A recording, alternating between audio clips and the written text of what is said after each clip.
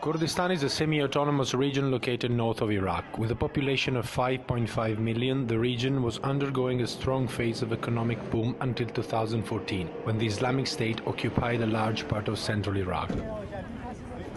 Its economy was mainly driven by oil and the construction sector.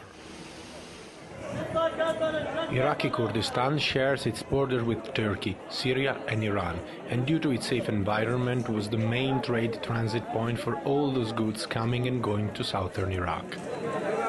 But when the Islamic State occupied a large belt of territory south to Iraqi Kurdistan, fragmenting the main trade routes, international partners were forced to find alternative, longer and more expensive routes through Iran and Saudi Arabia.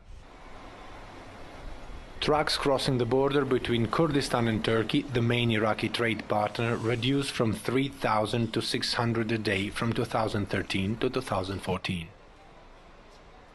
This had a major negative impact on the region. Two-thirds of Turkish investment in Iraq, approximately $320 million in 2014, were passing through Kurdistan. The Islamic State expansion spread fear among international investors, who started perceiving the whole Iraq as a dangerous area where to carry on long-term projects.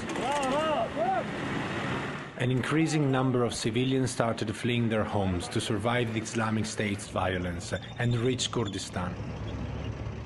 It is estimated that the regional government had to spend approximately $1 billion to satisfy their basic needs, such as food, shelter and healthcare.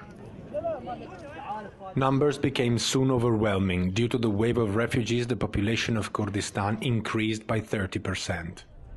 Then, when terrorists seized major oil plants, energy became increasingly expensive and the last investors abandoned the region. The hundreds of unfinished buildings around the Kurdish capital of Erbil are one of the tangible consequences of the crisis brought in by the Islamic State. Most of the big housing projects were state-funded, but they were frozen due to the lack of liquidity.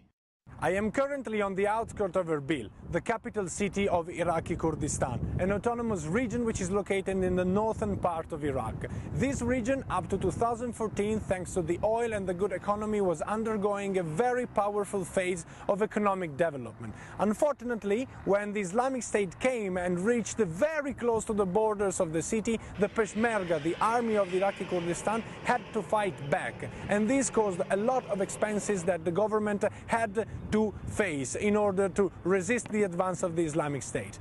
Behind me we can see one of the many effects, one of the many signs of this economic phase, this negative economic phase that the region is currently undergoing. There are at least 10 to 12 big buildings and probably more than 20 floors which were meant to become a residential complex. And due to the absence of cash and due to the necessity to pay the expenses for war, for the Peshmerga salaries and for the weapons, these works are very slow and there is no one working here right now, and it's a full day and it's meant to be a working time right now. Daniele Pagani from Erbil for Vion.